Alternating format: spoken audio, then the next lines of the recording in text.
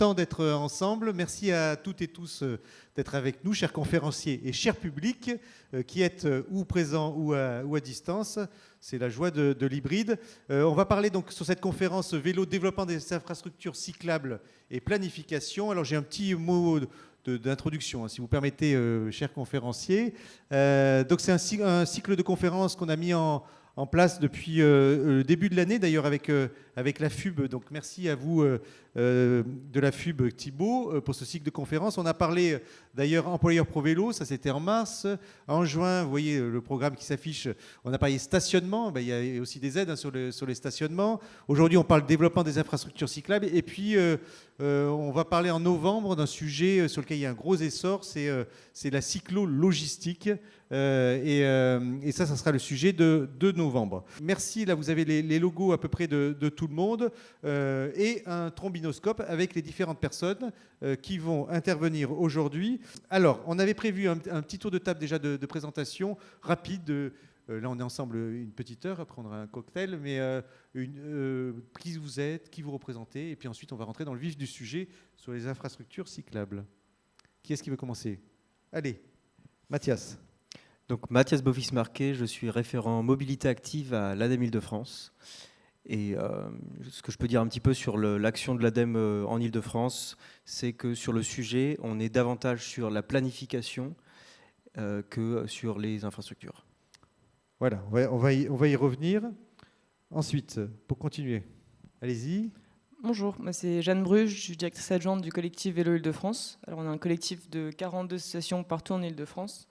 D'usagers principalement bénévoles, et notre objectif c'est de pousser la décision politique pour améliorer les aménagements cyclables. Voilà, on a beaucoup parlé, Jeanne, du collectif pendant le Covid, mais on va y revenir également.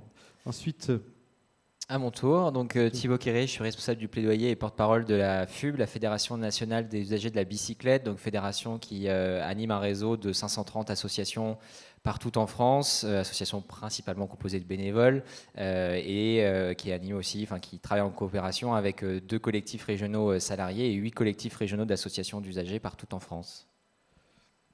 Voilà, merci Thibaut. Et pour terminer, donc Louise. Oui, donc bonjour, Louise Aran. Moi, je représente l'Institut Paris Région, qui est l'agence d'aménagement et d'urbanisme au service des collectivités franciliennes. Et donc, nous intervenons sur un ensemble de champs qui ont trait à la planification territoriale, dont le vélo. Voilà. Merci pour cette présentation. On est ravis de vous avoir avec nous. On avait dit peut-être, Louise, qu'on commencerait avec vous. Parce que finalement les questions c'est pourquoi le vélo, les enjeux du vélo, et je crois qu'il y a toute une argumentation qu'on peut déployer et développer. C'est ça. Effectivement, alors je veux bien qu'on passe la diapositive.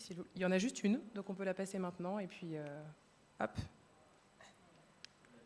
Ah, c'est mieux s'il y a la diapo en effet. Voilà, parce que vous avez dû appuyer avec Benjamin en même temps. Non. Alors effectivement, donc à l'Institut de longue date, on s'intéresse au vélo, mais on observe que voilà, le vélo s'est affirmé depuis plusieurs années comme un mode de transport à part entière et que sa pratique explose aujourd'hui, et notamment dans les grandes villes, comme réponse à des aménagements cyclables qui se sont considérablement développés ces dernières années, avec une accélération récente avec le Covid, même s'il reste encore des efforts à fournir. Et puis, ce développement de la pratique du vélo qui correspond aussi à un contexte économique et environnemental porteur pour le vélo qui est un mode de transport moins cher, moins polluant, etc. Pour autant, on observe qu'il y a encore des marges de manœuvre considérables dans le développement de la pratique du vélo, et donc c'est pour ça qu'on est là aujourd'hui pour en discuter aussi. Ça reste quand même un mode de transport qui continue à être émergent dans la mobilité urbaine, donc avec des capacités de développement qui sont importantes. Aujourd'hui, ça reste pour certains encore juste une opportunité et non pas un moyen de transport perçu comme étant un moyen de transport à part entière, à l'équivalence de ce que l'on peut avoir sur la voiture ou les transports en commun. Donc on a résumé notre argumentaire en 10 points, avec 10 mots-clés qui seraient les 10 bonnes raisons de promouvoir le vélo.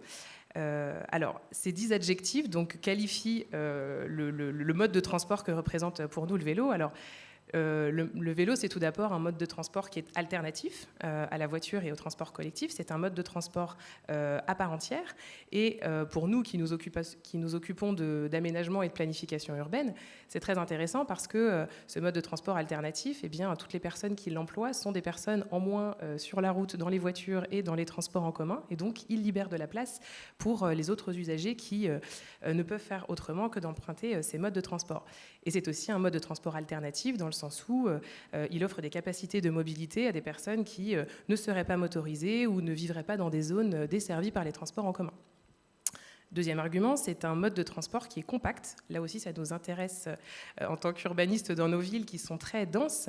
Il représente en fait un mode de transport très capacitaire qui a un mode de transport de masse sur de faibles surfaces. Donc, ce qui est très intéressant quand on s'occupe de planification urbaine. C'est un mode de transport qui est efficace, et ça, les cyclistes peuvent en témoigner. Il permet des déplacements de porte à porte qui sont raccourcis et fiables. Donc on a moins d'aléas sur les temps de transport et on est moins contraint par les trajets qu'empruntent les transports en commun. Donc ouais. on peut, je crois que d'ailleurs j'avais un chiffre comme ça, pour rebondir. Hein. Je crois qu'à Paris, c'est 15 km/h à vélo et 14 km/h en voiture, hein, pour donner... c'est ça ou pas ? La vitesse de déplacement moyen, c'est 15 km/h à vélo et 14 en voiture. J'avais 13 pour les voitures. Ah, 13 pour les voitures, ok, donc c'était encore moins. Pardon, je vous ai pas de coupé. problème. Mais donc un gain de temps évident, et puis voilà, une plus grande facilité à se déplacer, puisqu'on n'a pas à calculer les itinéraires avec la combinaison de tel ou tel moyen de transport, mais on peut aller de porte à porte de façon plus efficace et rapide. C'est aussi un moyen de transport qui est universel ou quasi universel, puisqu'il existe des vélos adaptés à presque tous les besoins. On a des vélos de toutes les tailles, des vélos de toutes les contenances, des vélos électriques, des vélos normaux. Je refuse de dire musculaires, alors je dis des vélos normaux. Et puis, donc on peut transporter des personnes âgées, des plus jeunes, des familles avec les vélos cargo. Vous nous avez témoigné tout à l'heure du fait que vous déplaciez votre matériel d'enregistrement avec des vélos cargo. C'est exact. Donc on peut déménager avec des vélos. Donc voilà, c'est un mode de transport qui répond à un ensemble de besoins dans des contextes territoriaux propices, évidemment.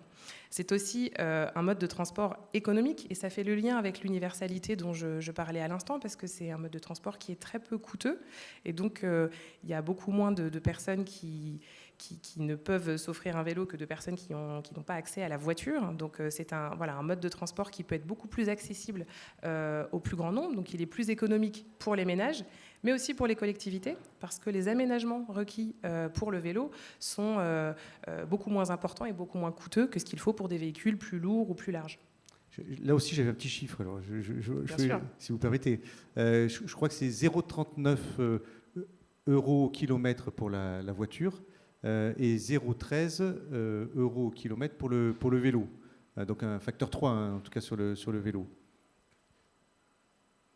Voilà, c'était juste un chiffre comme ça. Merci pour ce chiffre. Alors, j'en suis à la moitié de ces 10 raisons qui tendent à promouvoir l'usage du vélo. Alors, économique, on vient de le dire, écologique, ça tombe sous le sens. C'est un mode de transport non polluant qui n'émet pas de gaz à effet de serre et qui ne fait pas de bruit. Et donc, il contribue à la qualité de vie de toutes et tous, ce qui est là aussi, dans des villes denses, parfois surpeuplées et stressantes, un gain évident. C'est un mode de transport actif, bien sûr, qui permet une activité physique quotidienne, qui est bénéfique pour la santé et, in fine, pour les finances publiques, puisqu'on sait qu'on est trop sédentaire et qu'on gagnerait toutes et tous à avoir une activité physique un peu plus conséquente. Lié au bien-être et à la santé, le vélo, c'est un mode de transport qui est extérieur et qui fait du trajet un moment de plaisir et de découverte. Alors aujourd'hui, certes, pour les personnes qui ont vécu sous les mêmes conditions météorologiques que nous, ça a pu être un peu plus sportif que d'habitude puisqu'il pleuvait énormément. Mais le vélo reste un moment de connexion à son environnement, à sa ville, à son territoire. Et donc le trajet devient un moment de découverte et non pas une contrainte. Enfin, c'est un moyen de transport de proximité, et donc ça fait le lien avec ce que je disais à l'instant sur la connexion que l'on a à son environnement urbain. Le fait que le vélo soit un moyen de transport de plus faible portée que la voiture, par exemple, nous oblige à repenser nos besoins et nos modes de consommation dans un environnement plus proche. Et donc, c'est aussi un mode de transport qui permet de soutenir l'activité économique et commerciale de proximité. Voilà. Et enfin, je termine en disant que le vélo, c'est aussi un mode de transport qui est émancipateur, puisque c'est un outil d'accès à l'espace public pour les femmes, à 2 titres peut-être. Dans le cadre, une femme sur son vélo se sent plus autonome et plus puissante dans un espace public qui est réputé parfois dangereux pour les femmes. Et c'est un moyen de transport qui, je reboucle avec le début, qui est universel, à l'inverse des 2 roues, par exemple, qui sont réputés être davantage masculins, comme 2 roues motorisées, pardon, davantage masculins comme moyen de transport. Et voilà, c'est aussi un moyen de transport émancipateur. Je pense à certaines catégories de population comme les femmes des quartiers populaires, notamment issus de l'immigration, qui sont particulièrement demandeuses des ateliers de vélo-école parce que ça leur permet d'accéder à un espace public et d'aller plus loin que ce qu'elles peuvent faire à pied. Voilà pour les 10 bonnes raisons, et il y en a bien d'autres, mais les 10 bonnes raisons de promouvoir le vélo. C'est déjà pas mal. Sur le dernier sujet, nous, avec notre association, une association Cyclocube, on fait aussi des ateliers, effectivement, pour des femmes de quartiers populaires. Effectivement, ça leur permet de se déplacer, d'aller plus loin que l'endroit où elles allaient habituellement. Alors, pour continuer, Thibaut, on peut se poser la question, mais est-ce qu'il y avait besoin réellement de développer des infrastructures cyclables ? On voit le vélo se développe. Est-ce que c'est grâce à l'infrastructure ou pas grâce à l'infrastructure ? Et donc, si on regarde côté usager, c'est quoi votre point de vue ? Oui, la question qui se pose fondamentalement, c'est est-ce qu'on fait de l'infrastructure pour faire de l'infrastructure cyclable, ou est-ce que l'infrastructure est le support à quelque chose ? Oui, ça marche très bien. C'est l'œuf ou la poule, finalement. C'est ça. Non, et c'est surtout pourquoi on le fait. C'est-à-dire qu'on fait de l'infrastructure, en réalité, pour permettre à plus de personnes de se déplacer à vélo. Et ça, on sait le mesurer, et on sait que c'est une préoccupation extrêmement importante. Quand on avait fait un sondage avec Opinionway à la FUB il y a une bonne année, on avait interrogé les Français sur leur rapport au vélo, et notamment sur leur envie de faire du vélo, leur capacité à faire du vélo, et de voir à travers leurs yeux quelles étaient les choses à mettre en place prioritairement, à investir prioritairement par la force publique pour se mettre au vélo. Et déjà, ce qu'on voit, le premier constat qui est intéressant, c'est celui que si on mettait en place des conditions matérielles, à définir ce qu'on entend par conditions matérielles, mais si on interroge les personnes sur leur capacité ou leur envie de faire du vélo, si en effet l'environnement s'y prête, on voit que largement plus d'une personne sur 2 souhaiterait le faire, avec une forte proportion de personnes qui le feraient certainement. Et donc en gros, nous à la FUB, ce qui nous intéresse, c'est comment s'adresser avec nos associations adhérentes à ces personnes qui ne font peut-être pas aujourd'hui de vélo, mais qui pourraient potentiellement en faire si on améliore ces fameuses conditions matérielles. Maintenant, quand on tombe par conditions matérielles, qu'est-ce qui est le ressort derrière qui va le plus permettre aux gens de se mettre à vélo ? Eh bien ça, nous, on le teste principalement à travers notre grande enquête qui s'appelle le baromètre des villes cyclables, qui pour rappel est une enquête bisannuelle organisée sur le modèle du Fahrrad Klimatest allemand, qui est une vieille enquête des années 80 qui perdure et qui interroge les personnes, cyclistes, non cyclistes, les citoyens, autour de leur rapport au vélo et au rapport au vélo associé à leur territoire. C'est pour ça qu'on l'appelle le baromètre des villes cyclables, une quarantaine de questions avec les profils de répondants qui nous sont donnés. Et donc ce baromètre des villes cyclables, qui a été mis en place en 2017, refait en 2019 et notamment après en 2021, nous apprend, mais c'est pas évident maintenant, ça devient presque tarte à la crème de le dire, mais que la sécurité, le sentiment de sécurité quand on se déplace, le sentiment de sécurité dans ces déplacements à vélo est la principale préoccupation des personnes qui répondent à cette enquête. Encore une fois, quasiment 300 000 personnes qui y ont répondu. Et qu'on voit que cette dimension de la sécurité, qui recoupe derrière, et j'en dirai plus en détail, des questions liées aux aménagements, à l'entretien des aménagements, au confort, aux intersections, aux ronds-points, etc., c'est la thématique qui influe le plus globalement la perception du climat cyclable d'une ville. On voit que la corrélation, là où elle est le plus forte, c'est un peu moins sur les services vélos, c'est un peu moins sur le stationnement, c'est vraiment ce sentiment de sécurité dont derrière le support est principalement cette question des infrastructures. On voit aussi que dans ce rapport à la sécurité, on a un différentiel quand même qui peut un peu exister entre profils d'usagers, mais que globalement, la préoccupation, elle est universellement la première, quel que soit l'âge, quel que soit le genre, quelles que soient les capacités et quels que soient les territoires, petites villes, villes de banlieue, villes moyennes, grandes villes. Donc cette question de la sécurité apparaît très largement comme étant la préoccupation principale pour, encore une fois, on a vu ce sondage au début, permettre aux personnes qui utilisent peut-être le vélo une fois le week-end ou peut-être même pas le vélo, d'en faire davantage et de pouvoir transformer toute ou partie de leur déplacement du quotidien par ce mode de transport. Et donc ce sentiment de sécurité, on peut aussi le définir à l'inverse par qu'est-ce qui produit l'insécurité. Et on voit que ce qui produit principalement l'insécurité, encore une fois, c'est un peu tarte à la crème, mais c'est bien de le rappeler, c'est la question de la place de la voiture en ville, qui est la principale source de ces conflits d'usage parfois très violents entre usagers de l'espace public et automobilistes, qui derrière construit un espace public qui n'est pas très favorable à des usages autres que la voiture et qui renforce ce sentiment d'insécurité qui derrière grève le changement de pratique. Et on voit notamment que très unanimement, les personnes répondantes mettent en avant deux choses. La question du trafic motorisé. Donc comment on vient répondre à cette question de trafic motorisé élevé? On va réfléchir potentiellement à des plans de circulation typiquement ou des infrastructures séparées. Et puis la question des intersections, carrefours, ronds-points, notamment, qui sont des lieux où les conflits d'usage se renforcent du fait de ces espaces qui ont souvent été pensés exclusivement autour de la voiture. Donc on a cette envie globale d'une majorité de Français de faire davantage de vélo, une problématique de sécurité qui reste la principale préoccupation et qui est générée le plus fortement par ces questions de cohabitation avec la voiture. Et donc quand on planifie les politiques vélo, et notamment quand on planifie le schéma directeur cyclable et derrière tous les aménagements cyclables, c'est bien avec ça qu'on a en tête, c'est-à-dire qu'on veut favoriser un mode de transport, un usage de l'espace public et notamment un usage de la voiture, le vélo, et que donc il va falloir passer à travers toute cette réflexion initiale pour bien prendre en compte les besoins des usagers qui derrière peuvent varier aussi plus ou moins selon le territoire. Encore une fois, donc, cette question du coup de la sécurité, du coup comment les cyclistes le mettent en avant, c'est bien cette question des aménagements cyclables.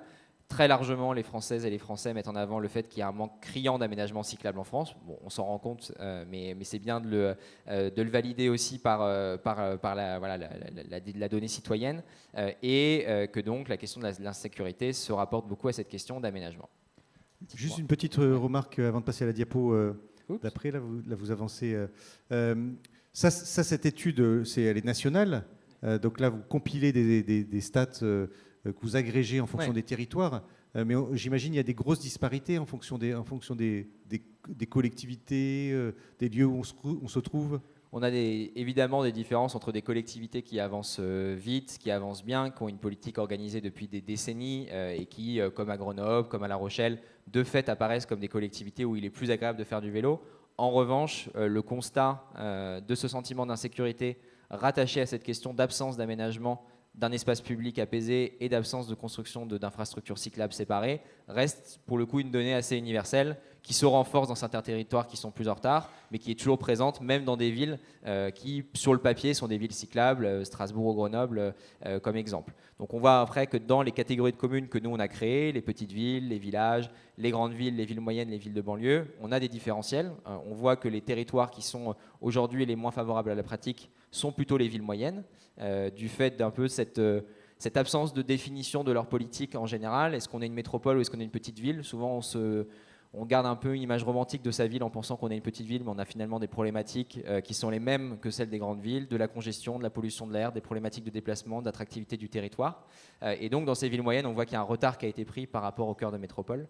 Et puis, par ailleurs, les villes de banlieue qui sont souvent celles qui bénéficient et en même temps sont pénalisées par les phénomènes de métropolisation et qui donc se retrouvent avec des infrastructures routières très grosses qui créent des coupures urbaines importantes par parfois l'absence de réseaux aménagés pour accéder aux habitats. Et donc sur ces territoires-là aussi, on voit qu'il y a globalement un climat cyclable qui est moins favorable à la pratique. Et donc une fois qu'on a dit tout ça, donc pour introduire ce sujet des infrastructures d'un point de vue des usagers, qu'est-ce qui donc, on a vu que la question de la lutte contre l'insécurité routière était extrêmement importante, que la question des aménagements arrivait en premier. Qu'est-ce qu'on met derrière aménagement cyclable et comment on définit un aménagement cyclable qui met suffisamment confiance pour organiser ce changement de pratique? Et c'est là qu'on voit, puisque c'est des débats qui ont souvent existé même dans les milieux militants, mais que pour les personnes qui voudraient se mettre à vélo, la question d'avoir des pistes cyclables séparées de la chaussée, qui nous permettent de rouler à l'écart des voitures, est la principale demande. La question de la mixité, de pouvoir rouler avec les voitures, même sur un espace potentiellement un peu apaisé, n'est pas aujourd'hui forcément un message politique à envoyer à ces personnes.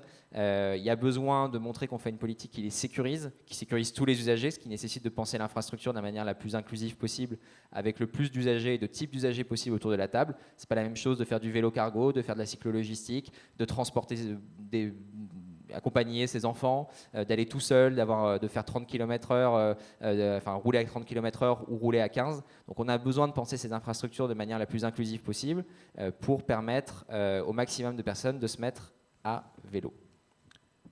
Voilà, mais il se pose quand même aussi la question, bon, là je vais donner juste un exemple, mais c'est pas pour prendre un cas personnel, mais quand on prend la rue de Vaugirard qui a été transformée, que tout le monde connaît, qui a été transformée avec une piste cyclable, double sens cyclable, il y a des endroits où c'est un peu étroit. Et même, elle vient juste d'être terminée et on est un peu en insécurité quand on fait du vélo parce que finalement, elle n'est pas dimensionnée suffisamment large pour faire passer l'ensemble du flux. Donc cette sécurité aussi, on a compris qu'il faut séparer la voiture du vélo, mais aussi il faut construire des infrastructures qui permettent d'absorber un flux de vélos croissant et sur une durée assez longue. Alors peut-être si vous voulez rebondir là-dessus, Jeanne, je vous laisse le micro. Je vois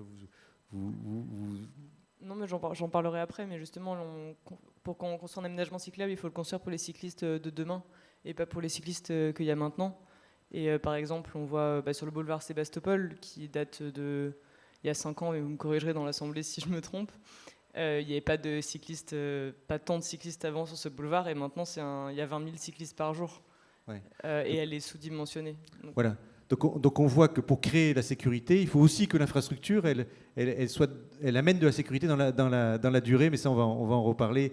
Mais en tout cas, c'est super d'avoir eu ces chiffres-là. Merci à vous, parce que ça permet de poser le sujet, de la manière dont le perçoit l'utilisateur. C'est que pour avoir de la sécurité, il faut séparer des flux et puis travailler, si j'ai bien compris, les intersections, les zones où on va mélanger la voiture, le piéton, le vélo et puis d'autres personnes encore.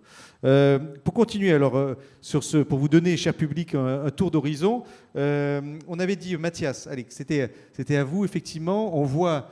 C'est le propos que Thibaut développait, on voit à quel point les collectivités ont un rôle majeur dans le développement des infrastructures cyclables et donc du vélo. Et donc vous accompagnez ces collectivités pour qu'elles fassent des plans de développement du vélo. Oui, je vais rebondir en fait sur un mot qu'il a dit et que Jeanne aussi a cité. Il faut penser la politique cyclable et la penser pour les cyclistes de demain, donc les futurs cyclistes. Ça veut dire qu'il faut partir un petit peu d'une feuille blanche. Et donc, l'idée, c'est d'avoir, dans les territoires où il n'y a pas encore d'infrastructures cyclables ou pas encore de cyclistes, il faut avoir une feuille de route claire. Et c'est ce que l'ADEME, en fait, appelle dans un système vélo où il n'y a pas seulement l'infrastructure. Donc, le système vélo, pour définir un petit peu ces aménagements de demain, ça passe par le schéma directeur cyclable. Voilà, c'est un petit peu la feuille de route des collectivités à la maille des intercommunalités, des communes, pour à la fois planifier son infrastructure, les services qui vont aller avec, le stationnement, le jalonnement, comment les cyclistes vont pouvoir s'orienter une fois qu'il y aura les aménagements. Et il ne faut pas s'arrêter à la carte des aménagements cyclables qui va être définie, il faut aussi la planifier dans le temps, la programmer et prévoir les crédits qui vont avec en fait, la dernière étape, c'est le plan de programmation pluriannuel pour que les élus s'engagent à faire les travaux derrière pour que les pistes cyclables émergent. Donc, si je peux un peu résumer les étapes d'un schéma directeur cyclable ou alors schéma des mobilités actives, parce qu'on parle de vélo, mais il y a aussi les usagers, c'est aussi la marche qui est le premier mode de déplacement en Île-de-France. Donc on peut d'ores et déjà avoir cette feuille de route sur quels sont déjà le diagnostic, quels sont les besoins de déplacement, quels sont les pôles générateurs pour pouvoir après établir une proposition de linéaire cyclable qui va traverser la collectivité, alors que ce soit l'intercommunalité ou les communes, de part et d'autre, pour avoir un réseau structurant qui va penser les discontinuités cyclables pour pouvoir les résorber. Et donc une fois qu'on a cette proposition de carte, il va falloir que le bureau d'études qui est en charge de faire cette étude-là analyse tronçon par tronçon et détermine quel est le besoin réel. Vous citiez juste avant une piste cyclable donc, rue de Vaugirard. Ça vaut pour boulevard Sébastopol encore pire, vaut... mais rue de Vaugirard, ça vient juste d'ouvrir. C'est pour ça que je dis, voilà. Elle est déjà saturée alors qu'elle vient d'ouvrir. Quand une collectivité en fait, voilà, a établi que la rue de Vaugirard doit devenir un aménagement cyclable, la question c'est est-ce que ça doit être une piste bidirectionnelle, unidirectionnelle, ou parfois sur des axes un petit peu moins passants, simplement une zone de rencontre ou un abaissement de la circulation peut suffire si on a peu de trafic. Et derrière, c'est quel aménagement va répondre aux besoins. Oui, mais alors les collectivités, on parle avec elles depuis le début de la semaine, hein, vous savez, sur différents sujets. Et donc là, vous citiez la ville moyenne, là je sors un peu de notre champ, mais la ville moyenne, effectivement, ils ont des difficultés parce qu'aujourd'hui, ils sont face à des enjeux de rénovation énergétique de leur parc. Elles n'ont pas forcément les ressources et les compétences en interne pour gérer ça. Aujourd'hui, les villes moyennes, on leur dit il faut mettre la mobilité électrique, les véhicules électriques. Donc encore, c'est des nouveaux projets et des nouvelles compétences. Et puis elles ont aujourd'hui aussi le vélo à développer. Donc ça, chaque fois, ça veut dire qu'à l'intérieur de la ville, à l'intérieur de la structure de la ville, il faut avoir des hommes et des femmes qui sont en capacité à appréhender ces sujets, à les maîtriser, à les développer. Donc c'est difficile. Et donc comment est-ce que vous, l'ADEME, vous accompagnez ces collectivités? Est-ce qu'elles doivent recruter une personne en interne? Parce que sur Paris, il n'y a pas de difficulté. Sur Lyon non plus, c'est-à-dire qu'on embauche une équipe, on a les moyens, et puis ça y est, on fait des plans. Mais dans une ville moyenne, c'est plus complexe. Et donc, comment vous accompagnez les collectivités qui sont plus des villes moyennes? Alors, dans les villes moyennes, dans les territoires peu denses, effectivement, là où il y a aussi un réel potentiel de développement du vélo comme mode de déplacement du quotidien, en fait, je vais parler peut-être très concrètement d'un programme porté par l'ADEME et financé par les contrats d'objectifs d'économie d'énergie, qui est le programme A-Vélo. Donc il y a eu A-Vélo 1, A-Vélo 2, et en fait ça a été l'objectif, c'était d'accompagner 400 territoires dans les territoires peu denses. Donc là on va me dire ok, les territoires peu denses en Ile-de-France, on a tendance à oublier qu'ils existent, mais il suffit de sortir de la première couronne pour aller dans des territoires qui, même les petites villes, les villes moyennes, et où le vélo peut exister, même si la voiture a une place trop importante. Et donc, ce programme-là, en fait, il vise en premier lieu à doter les collectivités d'un schéma directeur cyclable. C'est-à-dire que pour postuler à ce programme-là, il faut soit déjà avoir établi un schéma directeur cyclable, soit s'engager à l'établir au cours du programme. Et dans ces cas-là, l'ADEME cofinance l'étude qui va être réalisée par un bureau d'études pour que la collectivité puisse avancer. Et dans les collectivités, alors principalement à la maille des intercommunalités, où il y a besoin d'une personne pour porter ce projet-là, l'ADEME peut également financer l'embauche de chargés de mission pour venir épauler les équipes des services techniques de l'Interco. Voilà, donc ça c'est super parce que finalement c'est de la ressource pour pouvoir faire. Et est-ce qu'il y a des obligations derrière une fois qu'on va dans ce schéma, il y a une obligation de réaliser les travaux ou pas? Alors, l'obligation de notre côté, c'est d'arriver donc avec un schéma directeur voté par les élus, donc une délibération. Et cette délibération, donc elle inclut le plan d'action. Et le plan d'action, il se traduit aussi par un plan pluriannuel d'investissement qui est souvent voté donc à la maille des intercommunalités, dont font partie les communes. Et les communes qui, généralement, ont la compétence en termes de voirie, vont accepter de cofinancer ensuite les infrastructures. Derrière, l'ADEME ne finance pas à proprement parler les infrastructures, et donc il existe des programmes. La région, par exemple, finance ces infrastructures-là lorsqu'elles s'intègrent dans un schéma directeur cyclable et que les aménagements qui ont été choisis répondent à des normes définies. Alors c'est celles qui sont maintenant qui font école, ce sont les règles du CEREMA, hein, voilà, pour avoir des pistes suffisamment larges, confortables, pour que le vélo puisse, pour que suffisamment de personnes puissent être accueillies sur ces pistes cyclables-là. Donc la région va pouvoir cofinancer cela. L'État, à travers le plan vélo aussi, met de l'argent sur la table pour financer ces aménagements cyclables-là. Et l'ADEME est dans les membres qui vont pouvoir aussi aiguiller les collectivités pour les aider à obtenir ces financements. Voilà, donc il y a effectivement des budgets pour faire ces études. Hein, si j'ai bien retenu le nom, c'est Avélo 3 aujourd'hui, pour réaliser le schéma directeur. Et puis après, il y a des budgets aussi pour développer les infrastructures. Voilà. Donc Avélo 3 qui est donc là vient d'être annoncé. Donc les projets peuvent être déposés jusqu'au 15 décembre prochain. Ah ben voilà, donc il faut aller rapidement. S'il y a des collectivités qui nous écoutent, allez-y avant le 15 décembre. Alors, on va continuer le tour de table. On va revenir vers vous, Mathias, après. Jeanne, bon là, on fait un focus sur l'Île-de-France, hein, bien sûr. Mais alors, en Île-de-France, c'est bien ou c'est pas bien Un peu des deux. Thibaut l'a dit. Question simple. Hein. Non, Thibaut l'a dit tout à l'heure. En vélo, ce qui fait le plus peur, c'est la sécurité. Et en Île-de-France, on a quand même encore beaucoup d'endroits qui sont des grosses coupures cyclables. Donc là, je vous ai donné 2 exemples. L'exemple du pont de Sèvres pour aller entre Sèvres et Boulogne-Billancourt pour rejoindre Paris ensuite. Si vous regardez bien, à droite, il y a une piste cyclable pour accéder au pont. Mais si vous essayez de regarder comment rejoindre cette piste cyclable, ça devient un peu plus complexe. Et ça, c'est un exemple où en fait on est sur un pont, donc il n'y a pas d'exemple plus présent de coupure cyclable où en fait un pont, s'il n'y a pas de pont, on ne peut pas traverser. Les ponts suivants sont à 4 et à 3 km. Et c'est très complexe de se sentir d'arriver sur le pont.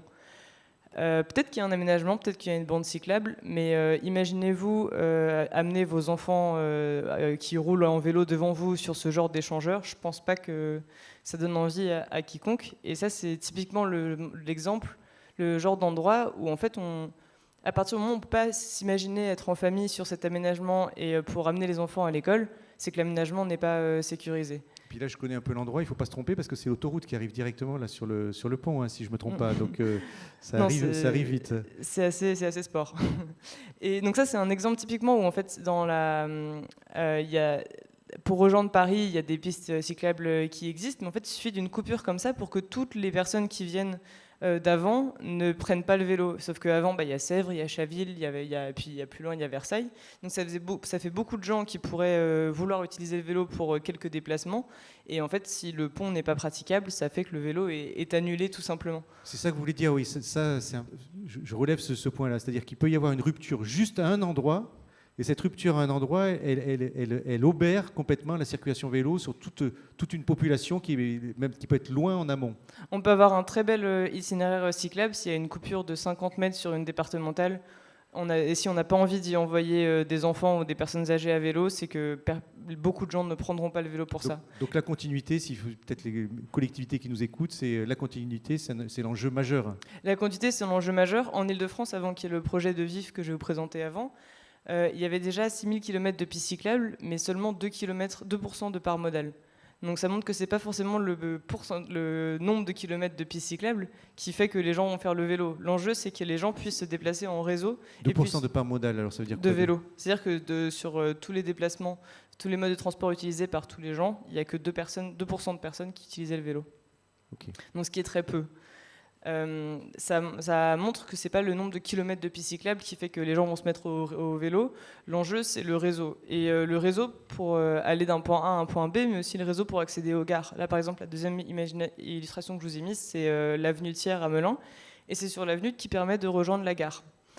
C'est dommage, parce qu'en Ile-de-France, avec le Grand Paris Express, d'autant plus, il y a 95% des Franciliens qui vont habiter à moins de 5 km d'une gare.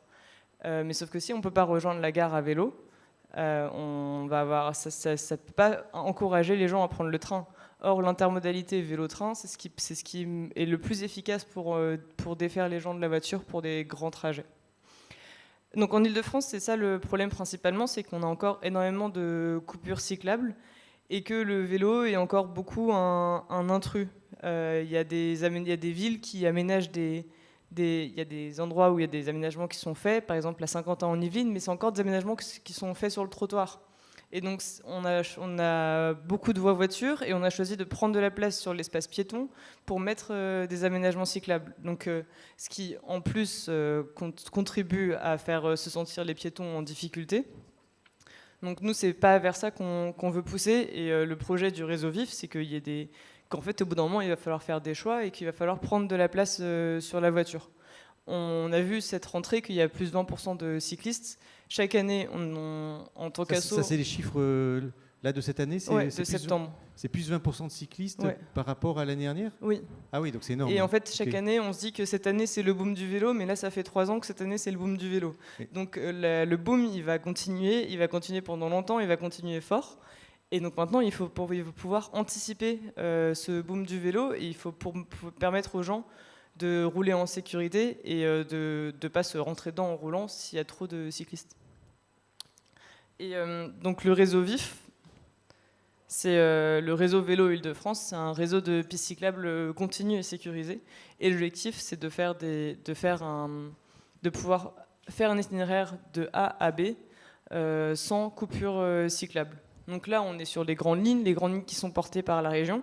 Mais après, il y aura tout un travail à faire aussi avec les communes pour faire un réseau secondaire, pour rejoindre les gares, pour rejoindre les lignes du RERV. L'objectif de ce réseau, c'est aussi d'avoir une signalétique et de pouvoir se déplacer en vélo.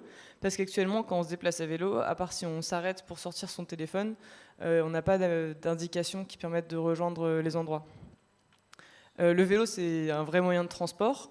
On n'aurait pas idée de mettre des voitures sans panneaux, sans indication des dangers, sans indication que la route des voitures se coupe un moment pour continuer 50 mètres plus loin. C'est inimaginable pour des voitures. Donc l'objectif, c'est que ce soit pareil pour le vélo, qu'on puisse se déplacer juste en regardant l'environnement autour de nous, qu'on n'ait pas peur d'une coupure cyclable à tout moment, qu'on arrive sur place et qu'on trouve un endroit où garer notre vélo en sécurité. Et c'est ça qui fera que l'Île-de-France sera vraiment une région cyclable. Là, sur ce réseau-là que vous présentez, il y en a combien qui a été construit déjà? Ça, c'est un projet, c'est combien a été construit? Puis j'avais une autre question, c'est quelle est la volonté des politiques? Parce qu'il ne faut pas se mentir, quand vous décrivez tout à l'heure, on construit une piste sur un trottoir, c'est parce qu'on n'a pas envie de prendre la place sur les véhicules. Ouais, le réseau vif à la base c'est un projet associatif, c'est un projet d'association des associations d'Île-de-France qui ont conduit à la création du collectif Vélo Île-de-France. Il a été créé en travaillant sur l'existant, donc en essayant de prendre au maximum de l'existant. Il est divisé en 2 phases, et donc les premières pistes sont censées éclore en 2025. Pour l'instant, on est encore loin du compte, mais si vous continuez à suivre le collectif, dans les prochaines semaines, un récapitulatif de où en est le réseau vif devrait pas tarder à arriver.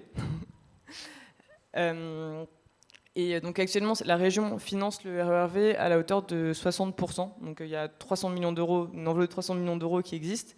Et la région finance 60% des projets pour le vif. Combien de pourcents? 60%. 60%, oui. Donc ouais. C'est ce que disait Mathias, pardon. C'est effectivement... il y a des budgets qui sont là pour aider au développement des infrastructures cyclables quand même. Oui, il y a des budgets qui sont alloués, mais sous réserve de respecter les critères et le cahier des charges du VIF. Vous aviez une autre... Je ne sais pas si vous aviez une deuxième question. Une autre diapo? Non, je vous posais une question qui était plus... voilà, il y a les diapos. C'était une question qui était plus politique, mais je vois Mathias, vous voulez réagir. Mais ce qui était une question plus politique, c'était...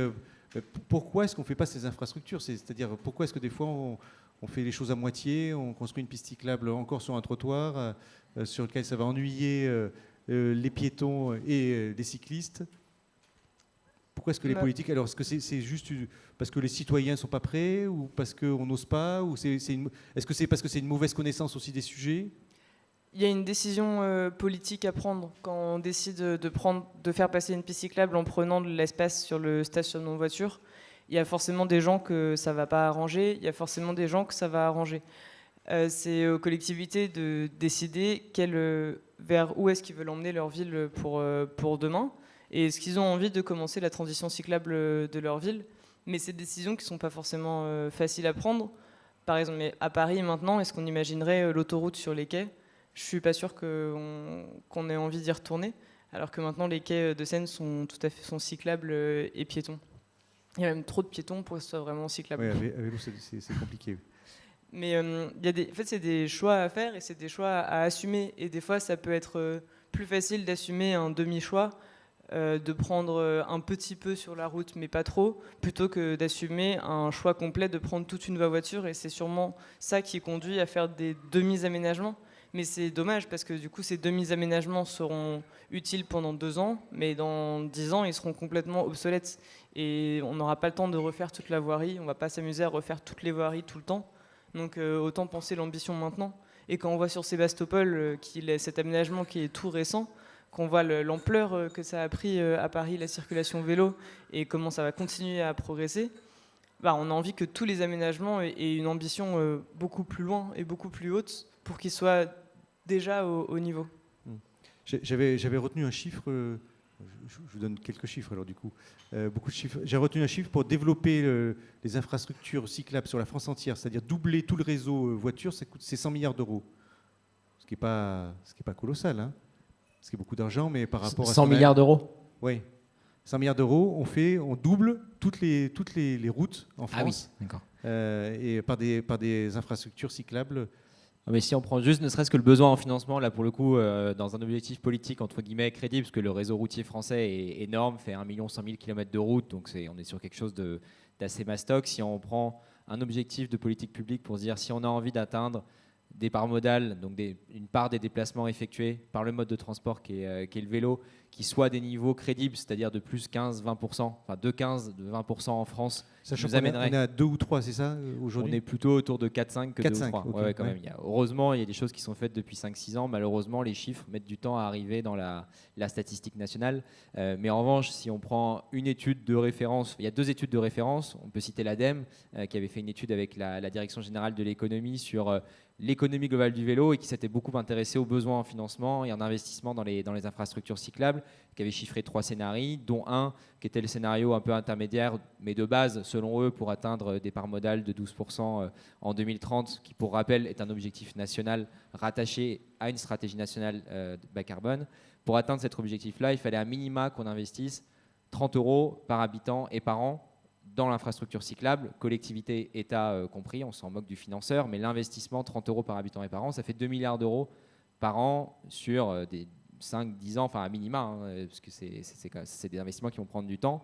Et si on prend une deuxième étude qui est encore plus ambitieuse, qui est fournie par l'Institut pour l'économie du climat, elle chiffre le besoin à plus de 3 milliards par an d'investissement dans l'infrastructure cyclable. Donc on voit que c'est en effet quelque chose qui est important et que du coup, face à cette montagne d'investissements à réaliser, il faut une mobilisation des financeurs, au premier rôle duquel l'État, qui investit plus mais qui n'investit toujours pas suffisamment, des régions qui, elles, pour le coup, à part en Ile-de-France, et en Grand Est à peine, financent les infrastructures cyclables, les départements, les collectivités, interco communes, parce que ce mur d'investissement, il est absolument énorme et que si on a envie d'aller assez vite, de faire des choses qui sont qualitatives, des choses qui permettent justement de répondre à ce besoin de sécurité dont on a parlé depuis le début, qui permettent de répondre à ce besoin de coupure urbaine, de couper les coupures, comme disait Jeanne tout à l'heure à vélo, et ben ça, c'est des investissements qui sont encore plus importants. Dès qu'on a des passerelles à faire, dès qu'on a un pont à mettre en cyclabilité, c'est tout de suite des investissements qui se chiffrent quasiment en millions d'euros.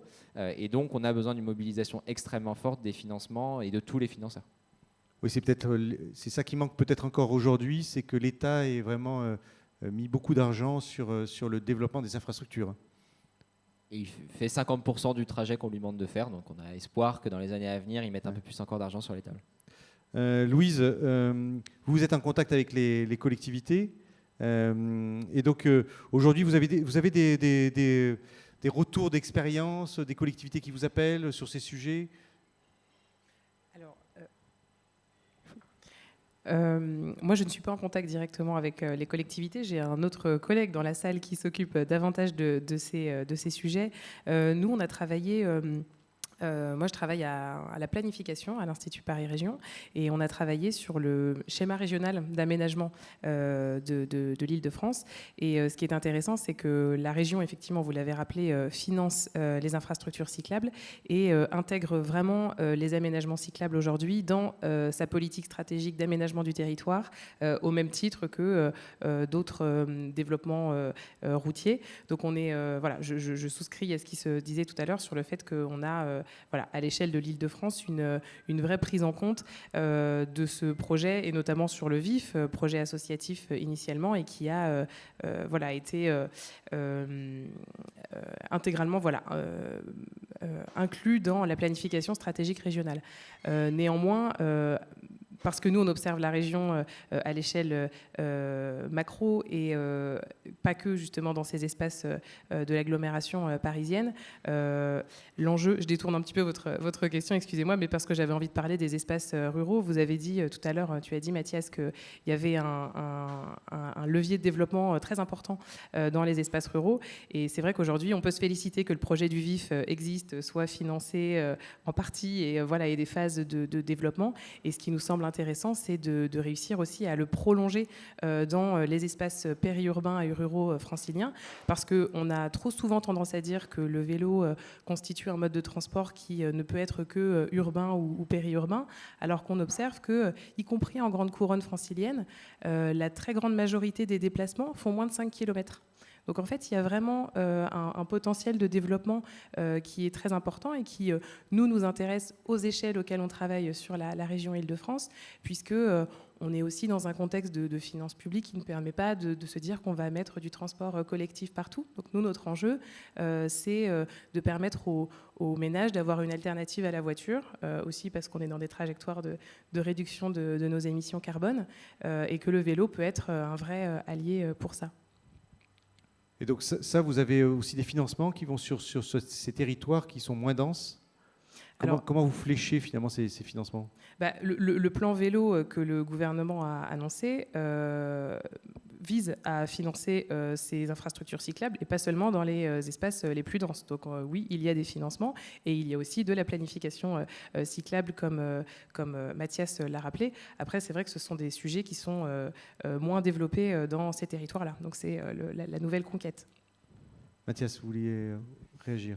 Non, mais je vais abonder dans son sens, en disant qu'effectivement, dans les territoires qui sont moins denses, il y a aussi il y a des écoles, il y a des collèges, il y a des petits supermarchés, des boulangeries, et les distances, en fait, dans ces bourgs-là, dans ces petites villes-là, sont absolument accessibles à vélo pour peu que le trafic soit amoindri, détourné, et qu'il y ait des infrastructures qui permettent de rejoindre ces pôles générateurs de transport, comme on peut les appeler.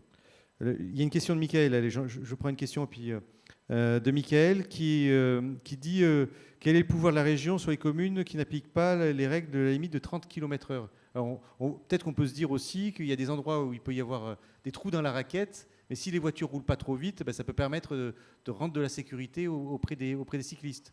Est-ce qu'il y a des obligations et comment on contraint finalement les villes à appliquer les 30 km/h ?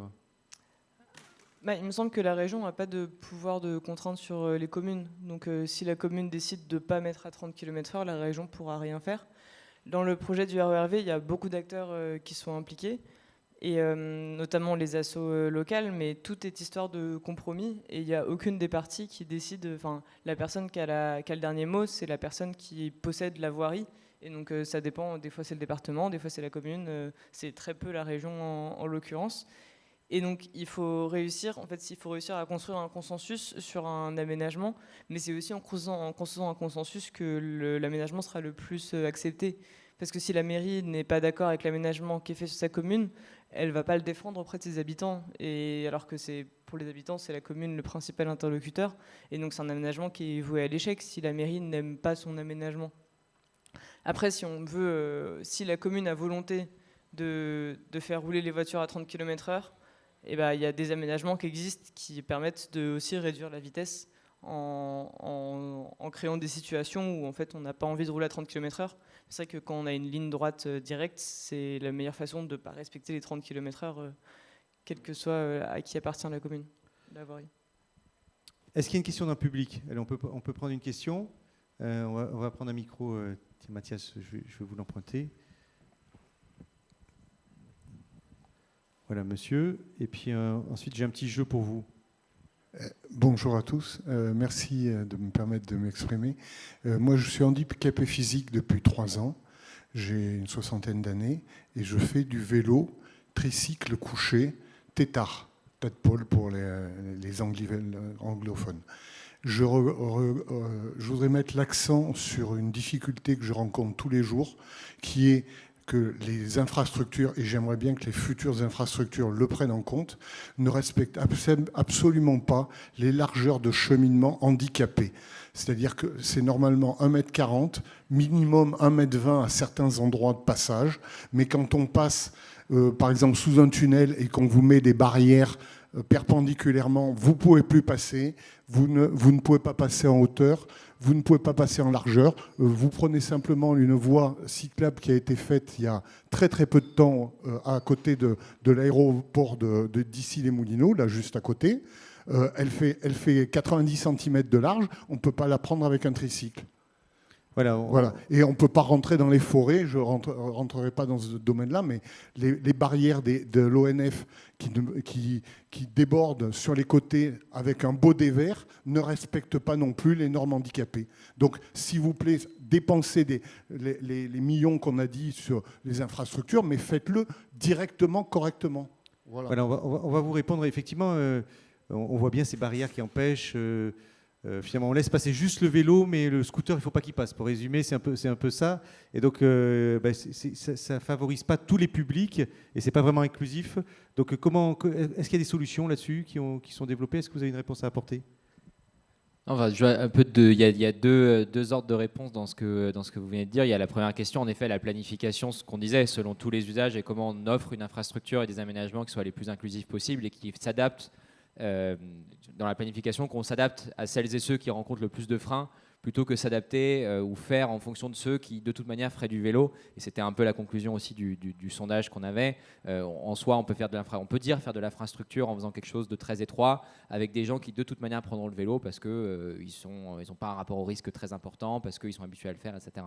Donc clairement, cette question de la conception à partir des personnes qui rencontrent le plus de freins est une problématique extrêmement importante. On voit une métropole comme la métropole de Lyon qui essaye d'engager vraiment ce travail-là avec des acteurs, et notamment avec des acteurs qui travaillent avec des personnes porteuses de différents types de handicap pour comprendre justement comment on fait circuler, mieux cohabiter des personnes qui ont un rapport à l'espace public qui nécessairement est très différent, avec des contraintes de circulation qui sont très différentes. Et c'est des bons exemples à aller voir. Et nous, à la FUB, c'est un des gros chantiers qu'on a envie de mener là, pour les 12 mois à venir, que de travailler sur cette question, notamment des personnes vieillissantes et des personnes porteuses de handicap, que d'aller voir comment on peut mieux concevoir, trouver des bons exemples et sensibiliser aussi nos associations à cette prise en compte à l'échelle locale. Donc il y a cette problématique-là. Et après, il y a la deuxième problématique qui sont tous ces aménagements qui, globalement, nous emmerdent au quotidien, qui sont encore des choses qui ne devraient pas exister, qui sont des fausses bonnes idées mises en place par certaines collectivités et par l'État, puisque pour le coup, quand on parle de l'ONF ou quand on parle des blocages parfois sur du foncier État, c'est aussi du rôle du coup des agences et des établissements de l'État que de se mettre un peu au diapason et d'éviter d'ennuyer la vie des cyclistes. Et donc ça, là-dessus, il y a clairement beaucoup d'associations qui se mobilisent localement contre des barrières mal positionnées qui empêchent par exemple la circulation des vélos cargo, mais pas que, des associations qui se mobilisent contre tous ces petits irritants ou gros irritants du quotidien qui, et là on reprend le propos de Jeanne, ne sont pas forcément des grosses coupures. Là, on a vu des ponts absolument énormes, il y a beaucoup de ponts ferroviaires, des problématiques de barrières naturelles. Il y a aussi toutes ces petites coupures qui finalement empêchent cet effet réseau, alors qu'elles sont purement de la main de l'homme et qu'elles peuvent être, aussitôt qu'elles ont été mises, elles pourraient être aussitôt démises. Oui, ça peut être facile des fois à retravailler un trajet. C'est ce que vous voulez dire. Voilà, donc on a un petit quiz, Benjamin, un petit sur le caout. Alors, ah oui, ce que je ne vous ai pas dit avant de commencer, c'est que vous connaissez le principe du caout. Il faut voter juste et voter le plus rapidement possible. Vous savez, c'est ça qui donne le plus de points. Alors là, il y a... Non, mais vous avez 2 minutes, là, une seconde. Tout le monde, ça y est, sur ses smartphones, prêt à cliquer. Donc vous avez retenu, hein, juste et le plus rapidement possible. Là, le sujet que j'ai développé, ça c'est pour vous, Louise, pour donner un argument supplémentaire, qui est la vitesse effective. Alors la vitesse effective, là, j'ai J'ai repris les chiffres qui sont donnés derrière. C'est Frédéric Errand, là, vous le connaissez toutes et tous, hein, ceux qui sont dans le vélo. J'ai repris des chiffres qu'il a donnés. Et donc celui-là, il a été fait à partir de ces chiffres-là. Et la vitesse effective, c'est on prend en compte, on divise la distance, non pas par la vitesse, le temps de déplacement, mais par le temps de déplacement et le temps de travail pour financer ce déplacement. C'est-à-dire que pour payer mon déplacement en voiture, je dois payer ma voiture, je dois payer l'essence, et donc ça c'est du temps de travail. Et donc j'ai une vitesse effective qui est plus la même que la vitesse réelle. C'est Ivan Illich, c'est pareil. Hein. Ivan Illich avait fait ses calculs dans les années 70, mais vous allez voir là aujourd'hui, les résultats ont un petit peu évolué, puisque dans les années 70, grosso modo, pour vous donner une réponse avant, c'était à peu près la même chose pour le vélo que pour la voiture. C'est énergie équité, hein, pour ceux qui connaissent le bouquin d'Ivan Illich. Et donc là, ça a un peu évolué. Aujourd'hui, on va regarder deux cas, un cas vélo et un cas voiture, et on part sur les chiffres de vitesse moyenne qui sont donnés aujourd'hui au niveau français. Donc en moyenne, une voiture fait 10 km en 15 minutes, ce qui fait une vitesse de compteur à 40 km/h. Là, je vous donne quelques chiffres. Hein. Le coût de déplacement, c'est 0,38 € par kilomètre. Le coût de travail moyen, c'est 12 € de l'heure. Donc le temps de travail pour financer ces 10 km, c'est 19 minutes. Donc ce qui fait que la durée de déplacement, c'est 15 plus 19, ça fait 34 minutes. C'est-à-dire qu'on passe plus de temps à travailler pour payer son déplacement qu'à se déplacer soi-même. Donc la question que je vais vous poser, c'est là, attention à vos téléphones, c'est du coup, sachant que en vérité, je ne suis plus à 15 minutes de déplacement, mais je suis à 15 plus 19 pour la vitesse effective, quelle va être ma vitesse effective du véhicule, hein? Je pars de 40 km/h, vitesse réelle, et j'ai une vitesse effective. Attention, je vais afficher la diapo, il va falloir voter. Hein. Vous êtes prêts, cher public, à distance, vous êtes nombreux. Voilà, vous avez 4 réponses possibles. La vitesse effective de la voiture, attention, c'est 10 km/h, 51, 17, 31. S'il y en a qui votent 51, ils vont avoir une punition quand même. Hein. On ne va pas plus vite avant qu'après.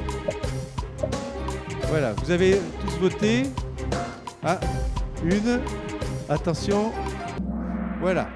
Oh là là, qu'est-ce qu'ils m'ont fait? Donc, la vitesse effective, le bon chiffre, c'est 17,6. Aujourd'hui, la vitesse effective en France, c'est quand en vitesse moyenne 40, mais la vitesse effective, c'est 17,6 km/h.